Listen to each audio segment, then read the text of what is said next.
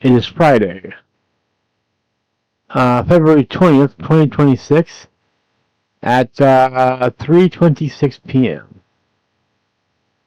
Hello, I'm Aaron Wills, welcoming you to my channel. As always, this is a random rambling video. Thank you so much for watching. Please comment, like, and subscribe before sharing this video and turning on the post notification bell. I had a pretty good video the last time, as far as the audio is concerned. I started out clipping, I know that, but I once I corrected that, turned the gain down a little bit. It was a little too quiet, but then I turned the gain back up. It sounded pretty good, so that's where I'm at now. My gain is set at noon. I probably sound alright. It doesn't show that I'm clipping, but it shows that I'm clipping a little bit. But that's okay. It's touching the red, but that's not innately horrible. You would like to keep it in the yellow, and you want to stay out of the red, but the fact that it's touching the red doesn't mean anything necessarily. Doesn't necessarily mean I'm clipping. For the most part, getting on the red means you're clipping, but I think if you're just touching the red, you're okay. I am just touching the red, or I might be clipping. I don't know.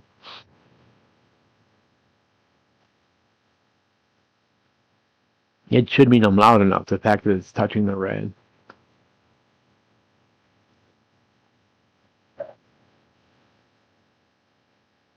One thing I haven't talked about on my channel is the fact that it's kind of old news now, but I just haven't talked about it, so I want to. Especially since it's Black History Month. The Reverend Jesse Jackson has died at the age of 84, I believe they said he was.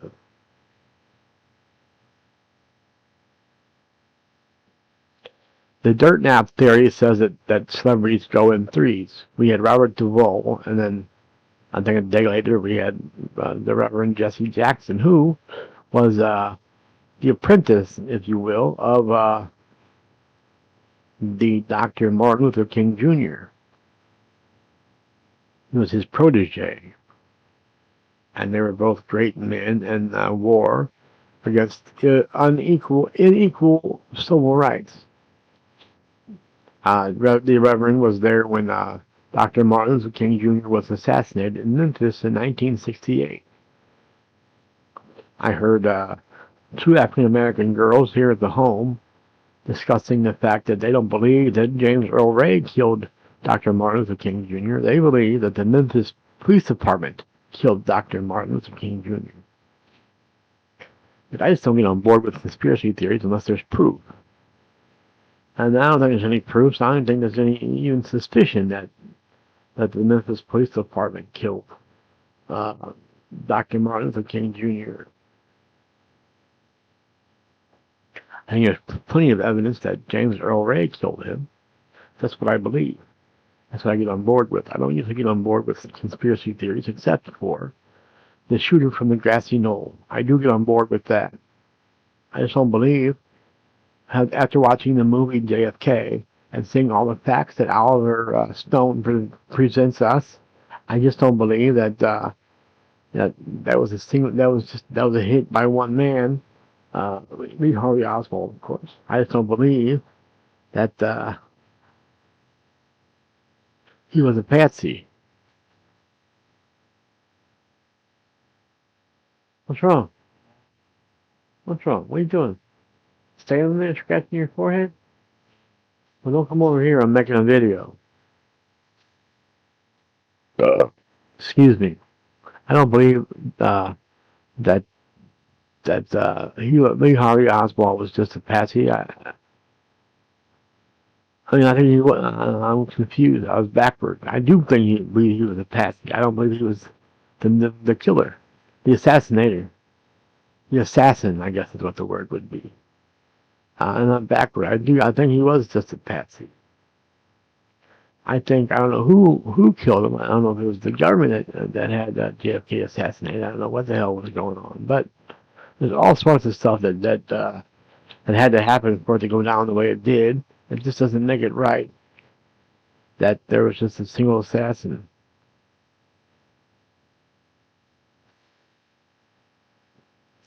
So I do get on board with that conspiracy that there was a shooter in the grassy knoll. But I usually don't get on board with conspiracy theories. Not like my sister, who was a liberal as they come, a left-wing wacko. Unfortunately, I mean, that's my sister. She was my sister. She's passed since. But she believed wholeheartedly that George W. Bush was responsible for the towers being taken down that day. He thinks he had them taken down to continue the war in Iraq that his father started.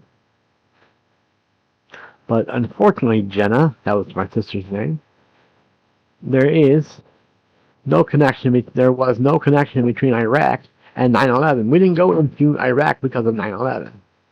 We went into Iraq because the intelligence of every nation in the world believed that Saddam Hussein, so damn insane, was stockpiling weapons of mass destruction.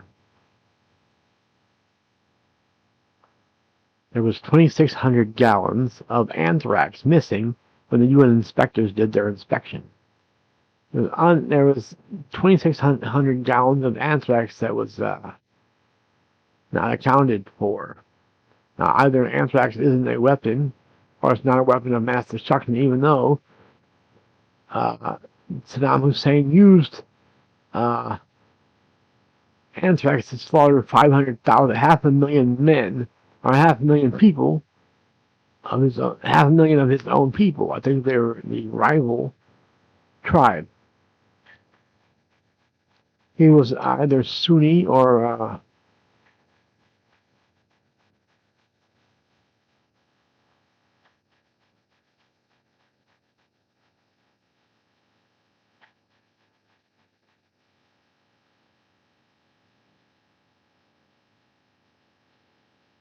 so damn insane, was either a Sunni or a Shiite, and he had 500,000 of the other tribe murdered with anthrax. 500,000 people. Now, either that's not a mass amount, or anthrax is not a weapon, or murder is not destruction. Which one? You got to choose one of those. Was anthrax not a weapon? Is 500,000 people not a mass amount? Is death not destruction? Which one? Conspiracy theorists. Which one, Jenna? And which one of you who say they never found any weapons of mass destruction, which one was it? Again, 2,600 gallons of anthrax was not present or was unaccounted for when the UN inspectors did their inspection.